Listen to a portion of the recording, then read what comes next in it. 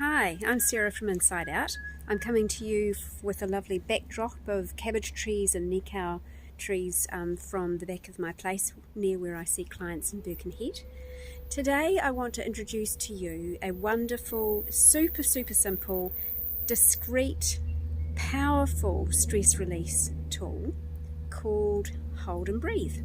It's a tapping tool and your body will thank you for it millions of times over.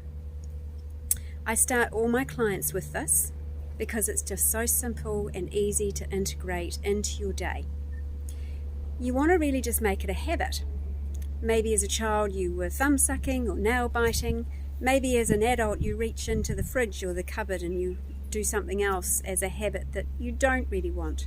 So this is a really good one to make as a habit instead. Make it your new go-to. It's really good to attach it to things that you already do in the day. So maybe when you're switching the jug on to boil, just waiting for it, you could do this hold and breathe technique. Perhaps you're waiting at a red traffic light in your car, you could be doing hold and breathe. Maybe you do it before you get out of the car or as you arrive somewhere. You just get into the habit of this is the thing that you do. For women, it's nice and easy when we're on the loo. We can do hold and breathe because our hands are free. So there's two different ways that you are activating your acupressure points and you are taking full breaths. That's the two different ways that you're actually sending a message to your nervous system and to your brain to say everything's okay, you can calm down. So you're activating the acupressure points on the hand points that I'm going to show you, and you're taking a fuller breath and then letting it out as if you were blowing out through a straw, so letting it out through the mouth. But again, you can do this all very discreetly. When you're out and about in public, nobody even needs to know you're doing it. It's really good to be able to integrate it as a thing that you just do anyway in the day, but it's also just really helpful if you're feeling heightened in some way. If something's happened that's kind of got you a little bit heightened, then just taking a moment to pause and do some hold and breathe is really helpful. It's got a cumulative effect. It's like compounding interest. It keeps on building upon itself. So the more you do hold and breathe, the more you are building up that relaxation message in the body, and especially for the nervous system, letting it know everything's okay, I can relax. You'll find maybe over time that you start to just deal with things a little bit easier, cope with things a little bit easier. Now, how does this relate to sleep?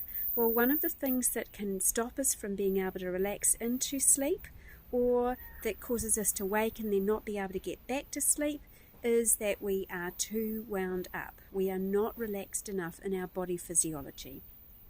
This can be because you've got tension and stress that you're holding because of stuff that's going on in your day-to-day life and the current times, or it could be stress from previous times, previous trauma, previous experiences that we hold on to in our bodies because we haven't been taught how to actually release our negative emotions, and we hold on to it all in our bodies, and that causes us to remain in this heightened state even though we might not be consciously aware of it.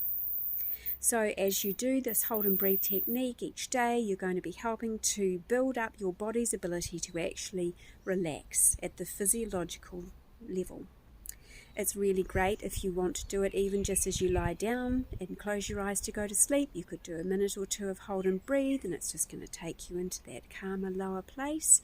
If you wake in the night, I find if I do wake in the night, I do a little hold and breathe, and that usually allows me to drop down enough just to fall back to sleep again.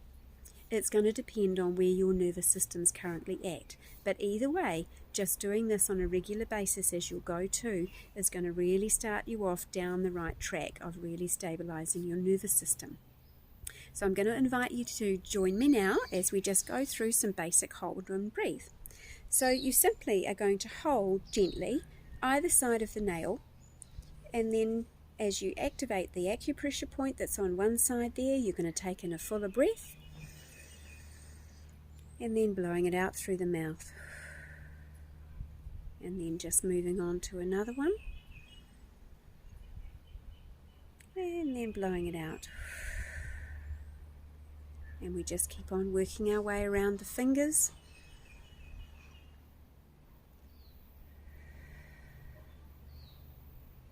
And if you tuned in a little bit at first, I forgot to get you to do that, but if you tuned in to where you are at in terms of how heightened or otherwise you feel,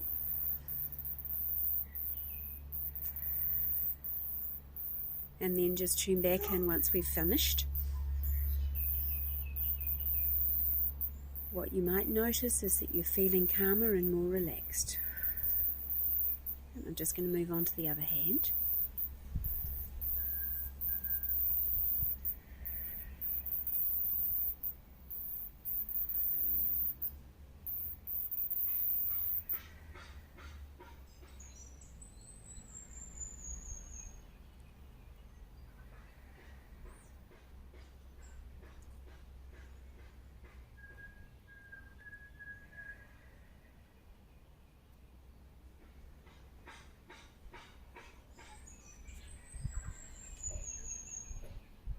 Now, the good thing is you can just really do whatever you've got time for, but that probably took us, 30 seconds for me to do both hands.